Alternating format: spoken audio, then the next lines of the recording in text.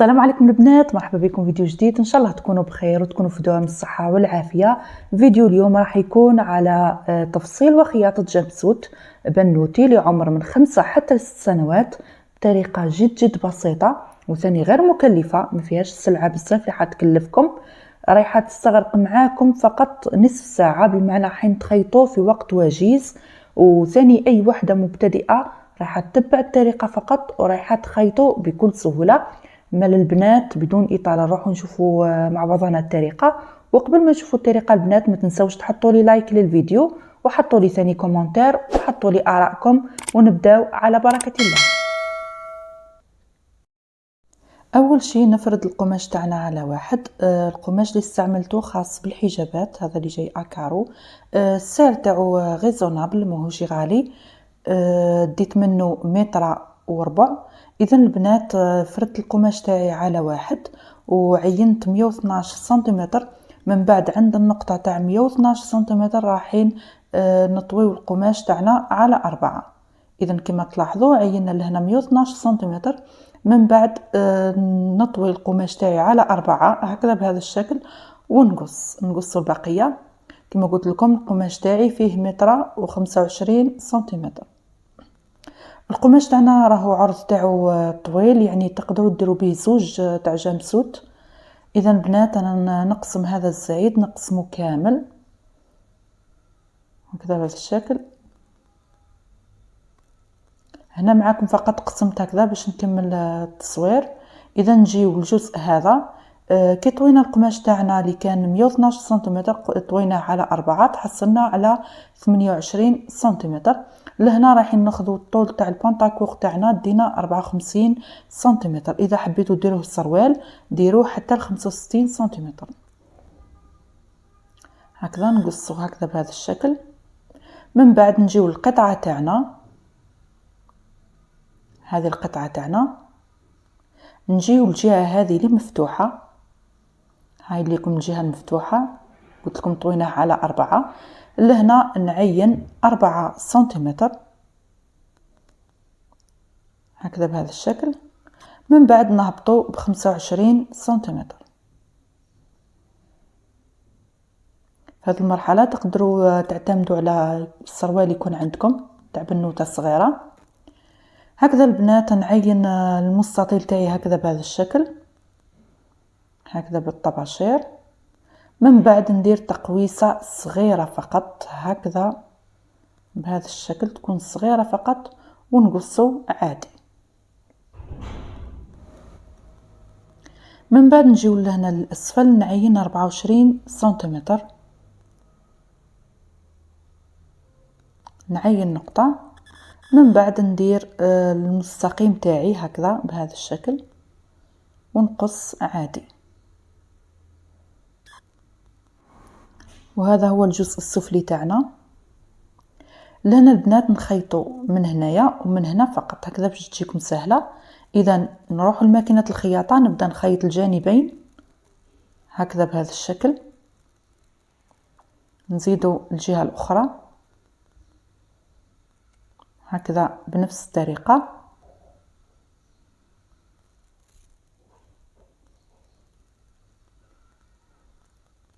من بعد نروحوا للاسفل. لهنا البنات نطوي هكذا مرتين وندير الكفه تاعي ولا العطفه تاعنا هكذا بهذا الشكل. بطبيعه الحال نكمل نكفف الرجل الاخرى. اذا بنفس الشكل وبنفس الطريقه هاي ليكم نديروا الجهه الاخرى.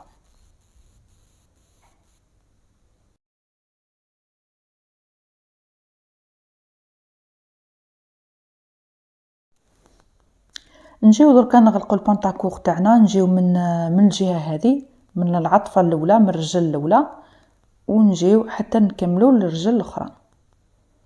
هكذا البنات راني قاعده نسهل لكم هكذا باش تسهل لكم الطريقه ويجيكم الشرح مفهوم.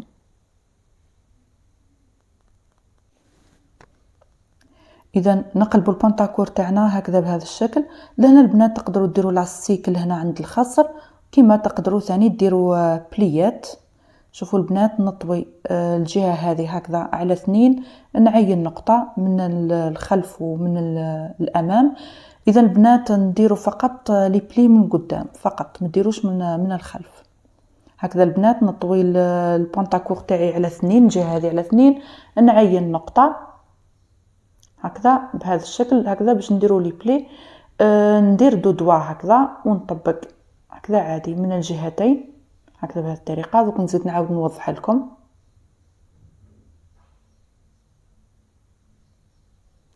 كما تقدروا ثاني لهنا ديروا لاستيك.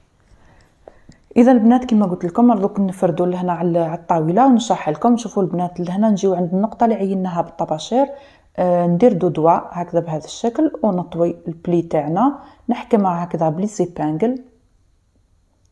نفس الشيء من الجهه هذه نديروا دوا هكذا ونعاود نطوي هكذا بهذا الشكل ونحط لي زيبانجل تاوعي هكذا، نحطوا البانجل ونخيطوا عادي يعني تجيكم هكذا سهله. نفس الشيء بالنسبه للجهه الثانيه نديروا بنفس الطريقه ونفس القياسات. هاني لهنا بعد ما خيطت لي بلي تاعي نجيو دركا نخيطوا الجزء العلوي. نجيو دركا نفصلوا الجزء العلوي تاعنا ثاني راهو سهل جدا.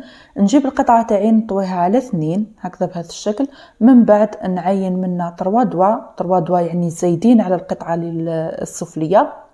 من بعد نقص الزائد ونفتح القطعه تاعي باش نتحصل على قطعتين هكذا بهذا الشكل. من بعد نطوي القماش تاعي على 4 ونجيو نعينوا القياسات تاعنا.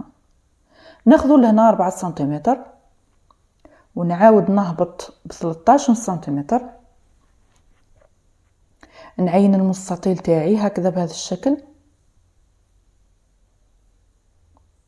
من بعد نديروا تقويسه صغيره هكذا ونقصوا دوران الابط نتاعنا، دائره الابط ولا حرده الابط.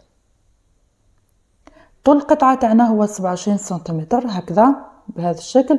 وهذه هي الفصاله فقط البنات، ما تهبطوا ما والو، فقط عفوا نخيطوا هكذا الجانبين فقط هكذا من الجهتين. من بعد نروح لحردة الابط نتاعنا وندير لها كشغل كفة يعني نكفوها هكذا بهذا الشكل. نطوي القماش فقط على 2 ونكف عادي. نفس الشيء بالنسبة للجهة الأخرى نديروا لها عطفة صغيرة فقط هكذا. نطوي القماش على 2 ونكفها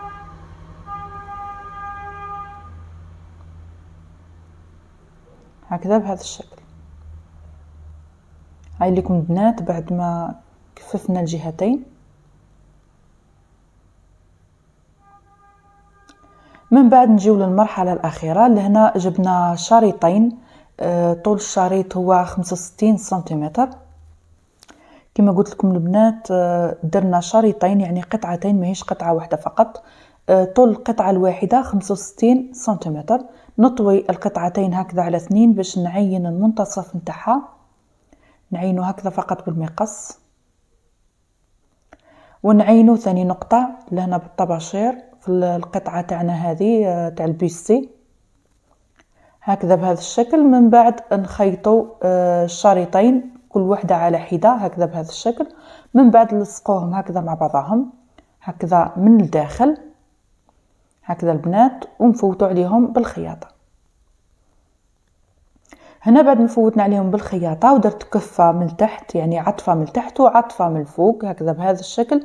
من بعد نطوي القماش تاعي هكذا على بعد 1 سنتيمتر هكذا فقط البنات باش ندخلوا لاستيك تاعنا هنا من الفوق. اذا البنات نكمل الكفة تاعي هذه اللي من الفوق ونجيبوا لاستيك تاعنا، نقيس لاستيك تاعنا بلا ما نجبدو يعني نرخفو عادي ونديرو حتى 24 انش ما يعادل 61 سنتيمتر هكذا البنات. نقصوا لاستيك تاعنا كما قلت لكم 24 انش ما يعادل 61 سنتيمتر هكذا البنات. نجيب مساك فقط تاع خمار ونبدا ندخل لاستيك تاعي عادي بالطريقه المعتاده.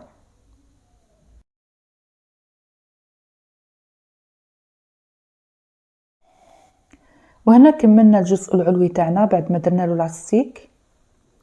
نجيو نلصقوا الجزء العلوي تاعنا مع الجزء السفلي.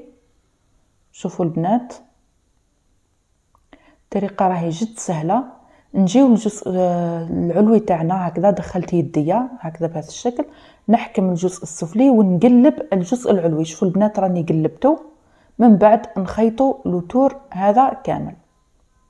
شوفوا هنا حنعاود لكم الطريقه فقط على التصوير ماهوش باين مليح. شوفوا القطعه الاولى ندخل يديا ونجبد القطعه الثانيه، نقلب الجزء العلوي يجي مقلب، من بعد نخيط. وهذه هي الجمسوت تاعنا راهي واجده. كما راكم تلاحظوا كملناها في وقت وجيز وسهله مهله. بالنسبه للبنات اللي حابين يديروها كمشروع، السعر البيع تاعها راح يكون ب60,000. كما قلت لكم ماهيش مكلفه نهائيا، حتى القماش تاعها راهو يدير 30,000. انا شريت متر و25 سنتيم، راح ادي لكم زوج من لي جمسوت. اذا البنات لحقنا نهايه الفيديو، ما بقى لي غير نقول لكم دمتم في رعايه الله وحفظه.